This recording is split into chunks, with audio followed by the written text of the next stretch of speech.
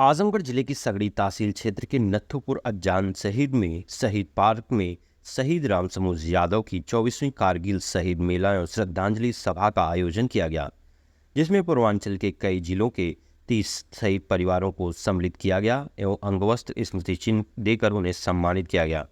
इस दौरान अतिथियों को भी अंगवस्त्र व मोमेंटो देकर सम्मानित किया गया, जिसमें जनपद के विभिन्न क्षेत्रों से आए कलाकारों ने एक से बढ़कर एक सांस्कृतिक कार्यक्रमों की प्रस्तुति की, साथ ही सभी को तालियां बजाने पर मजबूर कर दिया।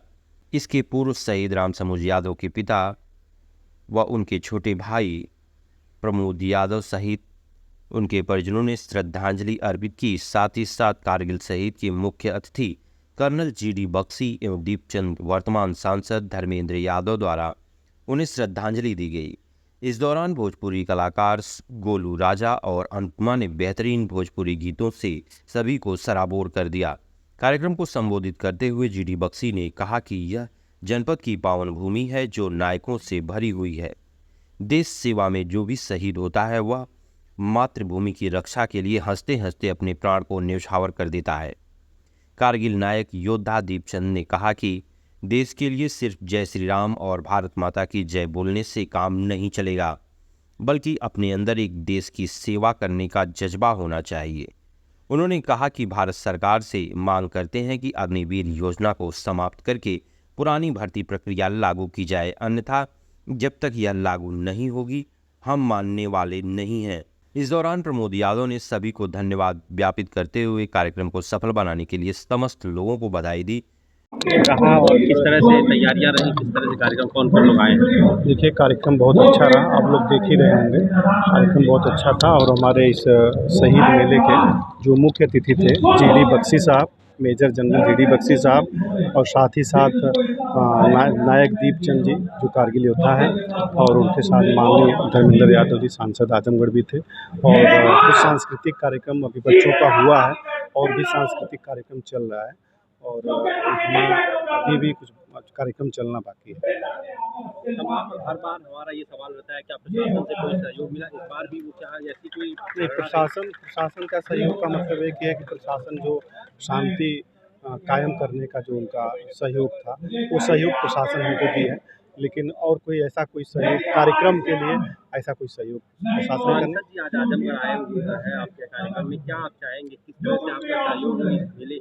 मैंने किस तरह से बताया? मैं देखिए सांसद जी से बोला था कि शहीद स्मृति या शहीद स्मारक या शहीद वन उपवन हर शहीद का होना चाहिए और अच्छे स्तर से होना चाहिए, और जिस दिन वो शहीद हुए थे उस दिन उनके इसी तरीके से हर शहीद का कार्यक्रम होना चाहिए, शहीद मेला हर शहीद के यहाँ होना चाहिए।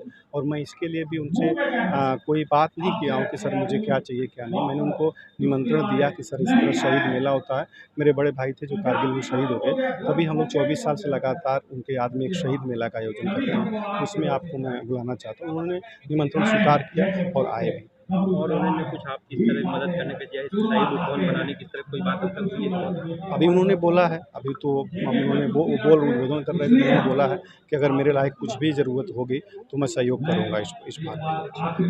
धन्यवाद आप सभी लोगों जी को मैं श्रद्धा सुमन अर्पित करता हूँ। उनके परिवार के लोगों को मैं धन्यवाद देता हूँ कि लगातार उनकी शहादत को और उनके सम्मान में कार्यक्रम लगातार चल रहा है, जिसमें माननीय राष्ट्रीय अध्यक्ष से लेके सभी लोग आ चुके हैं। आज मेजर जनरल बख्शी साहब आए और दीपचंद जी आए। मैं उन सभी का मैं हृदय से स्वागत करता हूं, धन्यवाद देता हूं कि आजमगढ़ की क्रांतिकारी और शहीदों की सरजमी पर ऐसे लोग पधारे।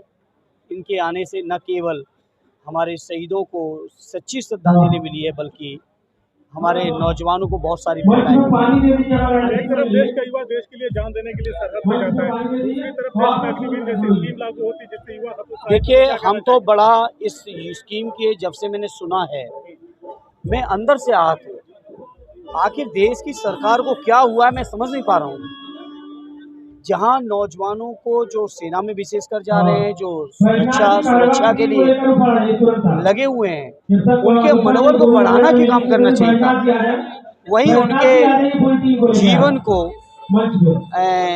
4 साल बाद उनका जीवन किस तरफ होगा, अंधकारमय होगा, उनके जीवन और रोजगार की चिंता होगी। इस चिंता के बीच कहीं ना कहीं हमारे सैनिकों का मनोबल गिरेगा। इसे योजना देश के लिए हितकारी नहीं है, नौजवानों के मनोबल के लिए हितकारी नहीं है, उनके जज्बे के लिए हितकारी नहीं है और इस योजना को सरकार को अविलंब वापस लेना चाहिए।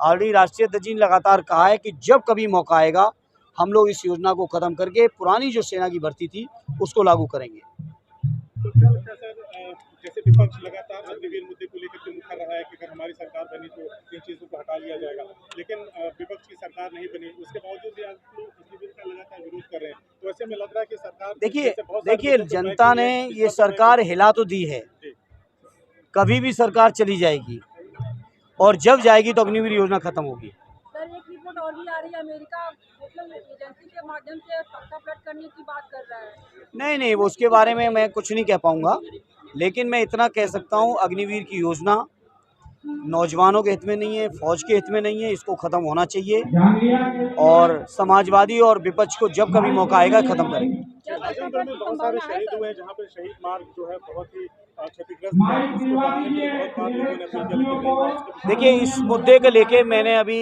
संसद में बजट के भाषण में भी मैंने कहा कि ये जो शहीदों को सम्मान देने की, शहीदों की डेड बॉडी को उनके घर तक लाने की और जो राजकीय सम्मान के साथ उनके अंतिम संस्कार करने की व्यवस्था आदरणीय नेताजी ने की थी और मैंने मांग की इसी बात को कि शहीदों के जो स्थल हैं जहां उनकी अंत्येष्टि हुई है वहां के लिए सरकार को बजट देना चाहिए अतिरिक्त। भारत सरकार कहती है कि हम 5वीं अर्थव्यवस्था हैं, बजट की कोई कमी नहीं है, तो आखिर शहीदों के लिए बजट में कटौती क्यों हो रही है? यूपी सरकार की जो डिजिटल पॉलिसी आई है उसको लेकर राम सबूत जी के यहाँ आए हैं, किस तरह का कार्यक्रम आपने देखा और कैसे कार्यक्रमों से क्या फायदे होते हैं शहीदों के लिए? देखिए मैं बहुत प्रभावित हूँ, मैं पूरे देश घूमा हूँ बच्चों को आह्वान देने के लिए, सेना में आने के लिए, लेकिन इस तरह अपने एक शहीद पुत्र को याद करना ये अनूठा, इतना भव्य समारोह और ये 25 साल हो गए हैं समारोह को होते, जिसमें इतने जन समूह आया है। मैं बहुत बहुत प्रभावित हूँ किस तरह इसी तरह वीरता की परंपरा चलती रहती है। देखिए हमारे जो हमारे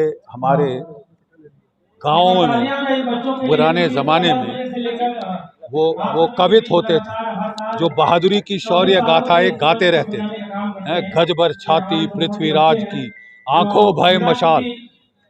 और देखिए इस कविता से लोग शहादत और कुर्बानी को याद रखते थे, ठीक है। तो अब यही माध्यम रह गया जिससे हम शहीदों को याद रखें, कुर्बानी और शहादत को अपने मूल्यों में हाईएस्ट वैल्यू। इस तरह के कार्यक्रमों में प्रशासन को कितनी सहभागिता निभानी चाहिए या इस तरह के क्या विशेष आयोजन होनी चाहिए जिससे शहीदों को सम्मान मिल सके? देखिए साहब, एक देश का कर्तव्य है कि वो अपने शहीदों को सम्मान दे। जो देश शहीदों को सम्मान नहीं देगा वो देश नहीं रहेगा।